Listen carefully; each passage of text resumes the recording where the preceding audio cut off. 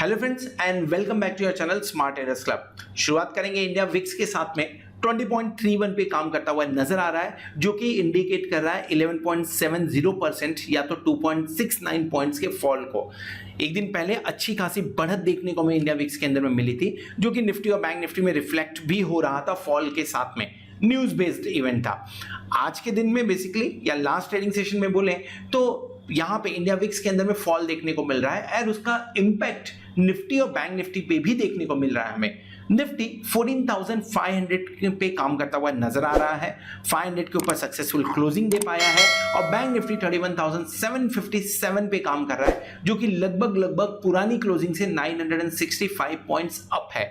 सो दोनों ही इंडेक्स के अंदर में पॉजिटिव मोमेंटम नजर आया हुआ है। निफ्टी फ्यूचर के बारे में बात करें तो 14,556 पे काम कर रहा है, और बैंक निफ्टी फ्यूचर 31,840 के आसपास काम करता हुआ नजर आ रहा है।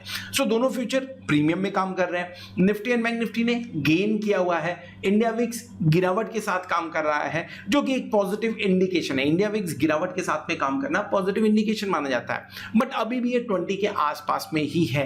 एंड एनी लेवल अगर मान के चले ये 18 के नीचे जाता है तो रैली कंटिन्यू हो सकती है, एंड अगर ये 24 के ऊपर जाता है तो फॉल कंटिन्यू हो सकता है। चांसेस इन सब चीजों के बनते हैं, लेकिन इसी के साथ में डेरिवेटिव डेटा भी कुछ पॉजिटिव इंडिकेशन आज के दिन में देते नजर आ रहे हैं। कल के दिन में हमने देखा था 12/4/2021 के डेटा में 50% के नीचे जाते हुए नजर आए थे हमें एफआईए के लॉन्ग पोजीशन। शार्प रिकवरी 8.16% की वहां पे, एंड अब जो पोजीशन बनी है वो 58.07% के आसपास की बनी हुई है। एक ही दिन में 8% का गेन कर जाना इसे कितना पॉजिटिव लेना चाहिए। इनफैक्ट अगर बात करें तो इस समय मार्केट जो है वो पूरे के पूरे न्यूज़ के ऊपर में काम कर रहे हैं, एंड न्यूज़ के चलते हुए कल के दिन में जिस तरह का महाराष्ट्र के अंदर में लॉकडाउन अनाउंस किया गया है, उसका इंपैक्ट हमें 15th को देखने को मिलेगा मार्केट के अंदर में। सो इस तरह से 8.16% का गेन कर देना, इसे पॉजिटिव माना जाना चाहिए? बिल्कुल पॉजिटिव नहीं माना जाना चाहिए, ना ही निगेटिव माना जाना चाहिए, इसे न्यूट्रल माना जाना चाहिए। मैं क्यों बोल रहा हूं, एक दिन पहले निगेटिव था, डेफिनेटली अच्छी खासी फॉल हुई थी, लेकिन आज 58 के आसपास में अबो 60-65 होता है तो एफआई की लॉन्ग पोजीशन थोड़ी पॉजिटिव साइड में होती है। सो ओवरऑल मैं इसे न्यूट्रल मान के चल रहा हूं, एंड एक्सपायरी डे में काम करने के लिए हम न्यूट्रल होके जाएंगे एफआई की लॉन्ग पोजीशन के साथ में। इंडेक्स फ्यूचर के अंदर में मजबूत खरीदी आई है 1995, लगभग 2000 करोड़ की इंडेक्स फ्यूचर, और स्टॉक फ्यूचर में 1304 करोड़ की बाइंग देखने को मिल रही है। यानी डायरेक्शनल बाई की बात करें तो लगभग आपको 3300 करोड़ की वन वे डायरेक्शन में बाइंग देखने को मिल रही है, और इसके चलते ही आपको इंडेक्स के अंदर में अच्छा खासा गेन देखने को मिला हुआ है। दूसरी चीज, अगर मैं स्टॉक फ्यूचर देखूं तो स्टॉक फ्यूचर के नंबर दमदार है। अब दमदार होने के पीछे रीजन आप ये समझिए क्या हो सकता है। स्टॉक फ्यूचर्स के अंदर में जिन्होंने बाइंग की है, इसके चलते हुए डेफिनेटली आपके इंडेक्स के ऊपर इंपैक्ट तो पड़ा हुआ है, जिसके चलते हुए इंडेक्स ऊपर गया है। उसी के साथ में इन्हें भी ये भी मालूम है कि ये बाय करने पे ऐसा होगा, तो डेफिनेटली इंडेक्स फ्यूचर को भी लॉन्ग किया गया है। सो ओवरऑल यहां से पॉजिटिव इंडिकेशन आ रहा है। अगर ये डेटा 10 डिजिट में होते तो मैं इसे न्यूट्रल रखता था, लेकिन फिलहाल पॉजिटिव इंडिकेशन आ रहा है डेरिवेटिव डेटा से। अब किस तरह का काम हो सकता है थर्सडे को, जैसा मैंने पहले बताया न्यूज बेस्ड काम हो रहा है, तो न्यूज बेस्ड के अंदर में काम आपको देखने को मिलेगा ये जो लॉकडाउन होगा उस लॉकडाउन के इफेक्ट के ऊपर में। नाउ 13 अप्रैल को एफआईआई की सरप्राइजिंगली 731 करोड़ की कैश में सेलिंग देखने को मिल रही है, और DII 243 crore rupees. Neutral view यहां से आता है। एफआईआई कल 1700 से आज 731 करोड़ रुपए आ गया है सेलिंग के मामले में। सो जो 3300 करोड़ की डायरेक्शनल बाइंग हुई थी उसके अंदर में से 700 करोड़ निकाल दीजिए तो लगभग आप 2600 करोड़ तक जाते हैं। फिर भी 2600 करोड़ की बाइंग देखने को मिल रही है मार्केट के अंदर में। ओवरऑल एफआईआई डीआईआई का डेटा देखेंगे तो दोनों ने मिलके नेट बेचा ही है, लेकिन फिर भी मार्केट ऊपर की तरफ जाते हुए नजर आ रहा है।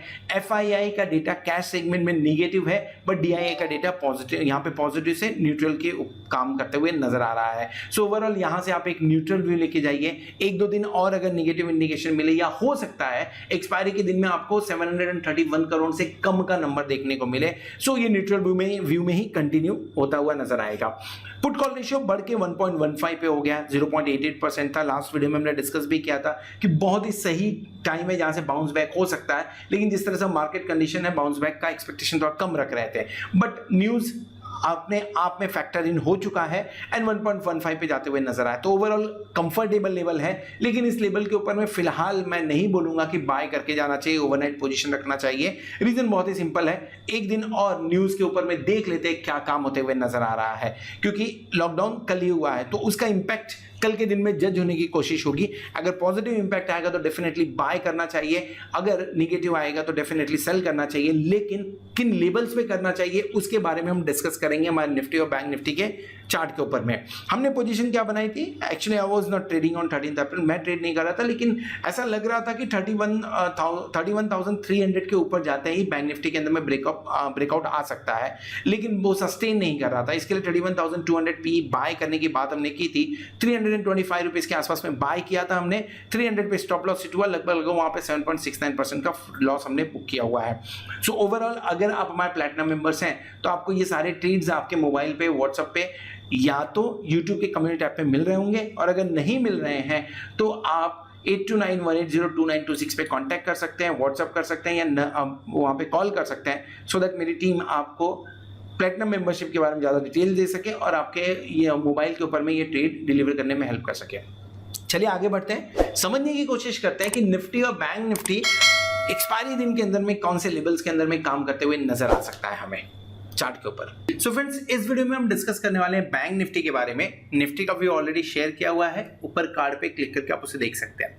ना बैंक निफ्टी बहुत दिनों बाद में ऐसा हुआ कि निफ्टी को आउट परफॉर्म कर गया। बहुत दिनों से बैंक निफ्टी के ऊपर में प्रेशर था, ये कंटिन्यूअसली नीचे जा रहा था, लोअर लेवल्स बना रहे थे, लेकिन फर्स्ट टाइम ऐसा हुआ कि निफ्टी से ज्यादा स्ट्रॉन्ग, बहुत दिनों बाद 10-15 दिन बाद में निफ्टी से ज्यादा स्ट्रॉन्ग बैंक निफ्टी देखने को मिला, जो कि दिमाग में एक क्वेश्चन क्रिएट करता है कि क्या निफ्टी अपने पुराने वाले मूव्स लाइक 1000 पॉइंट 800 पॉइंट का जो इंट्राडे मूव होता था उसकी फिर से तैयारी कर रहा है क्या? Answer to this will be yes, अगर आप 32,500 के ऊपर जाते हैं तो, अगर उसके ऊपर क्लोजिंग दे पाते हैं तो answer will be yes to that. फिलहाल जिस तरह का मूवमेंट देखने को मिला था, ये दो रीजन की वजह से, पहला मुंबई के अंदर में या महाराष्ट्र के अंदर में जो लॉकडाउन का अनाउंसमेंट हुआ था, दूसरा शायद उस अनाउंसमेंट के चलते हुए कुछ ज्यादा ही फॉल हो गया था, जो कि पहले से एक्सपेक्टेड था तो फॉल होता आ रहा था। सो उस हिसाब से उस पर्टिकुलर डे के ऊपर की क्लोजिंग देने में हम सक्सेसफुल रहे हैं। 31,900-800 के आसपास की कुछ क्लोजिंग हुई है, लेट्स से 31,800 के आसपास की क्लोजिंग हुई है बैंक निफ्टी के अंदर में। सो लोअर लेवल से बाइंग देखने को मिला, सस्टेन किया 31,200 के आसपास के लेवल, 31,300 के आसपास के लेवल को सस्टेन किया एंड देन ब्रेकआउट कंप्लीटली दिखाते हुए नजर आए, जो कि लगभग 400 पॉइंट ऊपर गया बैंक निफ्टी। क्या करना चाहिए, लॉन्ग या शॉर्ट, उसका क्वेश्चन आपको, उसका आंसर आपको बेसिकली यहां पे मिल जाएगा। सो 31,984 पे एक रेजिस्टेंस दिख रहा है, टू बी स्पेसिफिक 32,000 को एक बार आप बढ़िया रेजिस्टेंस मान के चलिए। अगर 32,000 के ऊपर ट्रेड करना चालू करते हैं और आधे घंटे के लिए सस्टेन किया, सो आप तैयारी रखिए 32,350 की, एक बार ये टारगेट के साथ में काम किया सकता है। एंड अगर 32,000 के आसपास में लॉन्ग कर रहे हैं आप, ऊपर की तरफ अगर लॉन्ग कर रहे हैं तो 100 पॉइंट के आसपास का एक बार स्टॉप लॉस लगाना भी बनता है। 32,350, 32,450 विल बी द टारगेट। यहां से एक बार शॉर्ट बनना चालू हो सकता है बैंक निफ्टी के अंदर में, क्योंकि फंसे हुए हैं अभी भी कुछ लोग। इनफैक्ट अगर हम एक्सपायरी की बात करें तो एक्सपायरी डे के अंदर में मूव देखने को मिल सकता है। सो इसके लिए ये टारगेट्स पे एक बार नजर रखिएगा। नीचे की तरफ अगर मिलते हैं, नीचे की तरफ अगर आपके पास में लेट्स से 31,300 के आसपास में मिला तो एक बार रिस्क लेने लायक है, बाय करने लायक है, with the target of 31,600 and stop loss of 31,180। ये स्टॉप लॉस रख के इस लेवल के आसपास में बाय करना चाहिए। इन केस अगर 30,500 किसी नेगेटिव न्यूज की वजह से टूटता है 30,500, तो पूरा चांस बनता है कि आप एक बार 30,000 के आसपास में जाए। थोड़ा सा कॉशियस व्यू के साथ में यहाँ पे काम करना पड़ेगा, बट चांसेस थोड़े कम लग रहे हैं। पर अगर ऐसा हुआ तो ये भी देखने को मिल सकता है। तो ओवरऑल जिस तरह से निफ्टी को आउट परफॉर्म किया बैंक निफ्टी ने, तो यहां पे आपको लॉन्ग्स करने की ही सलाह होगी, लेकिन प्रॉपर लेवल के आसपास में, या तो 32,000 टूट जाने दीजिए या तो नीचे की तरफ 31,300 पे आने दीजिए। किसी भी लेवल पे एंट्री करेंगे तो फंसते हुए नजर आ सकते हैं आप। कैंडल देखिए, डेली कैंडल पॉजिटिव, और ऐसा कब आपको लास्ट टाइम देखने को मिला था? छोटा सा कैंडल 22 मार्च एंड 23 मार्च को सेम कैंडल ऐसा ही बनते हुए नजर आया हुआ था, उसके बाद में फॉल भी देखने को मिला, लेकिन ये कैंडल बढ़िया पॉजिटिव कैंडल इंडिकेट कर रहा है। लेकिन जितनी पॉजिटिविटी है ये सिर्फ और सिर्फ तभी कंफर्म होगा, तभी ये रैली कंफर्म होगी जब क्लोजिंग आपके 32,500 के ऊपर एक बार मिलती है, तो वापस से हम उस रेंज में जाएंगे 32,500 से 34,500 के बीच की जो रेंज थी, माफ करें 33,200 की जो बीच की रेंज थी, उस रेंज में वापस जाते हुए नजर आएंगे। उसे तोड़ेंगे तो ऊपर की तरफ 33,700 800 के आसपास का टारगेट बनेगा। बट फिलहाल न्यूज बेस्ड काम होना है तो लेवल्स पे ध्यान रखिएगा। अगर लेवल्स मिले तो ही एंट्री करना है, लेवल्स नहीं मिले तो एंट्री मत करिए। ये मार्केट आपको न्यूज पे काम करता हुआ नजर आ रहा है। ऑप्शन चैन की बात करें सो 31,771 के आसपास में हमने क्लोजिंग दी हुई है। पोजीशन देख लीजिए कैसी बनी हुई है, क्या बढ़िया पोजीशन है क्या? बिल्कुल भी नहीं, बढ़िया पोजीशन बिल्कुल भी नहीं है। 31,800 के आसपास की बात कर रहे हैं हम। 8,000 एंड 7,000 लॉट का open interest call and put side में देखने को मिल रहा है। उसके ऊपर चले 32,000 पे 29,000 लॉट का ओपन इंटरेस्ट है। 32,500 पे देखने को मिल रहा है। हाँ, 33,000 पे आपको 45,900 लॉट का ओपन इंटरेस्ट देखने को मिलेगा।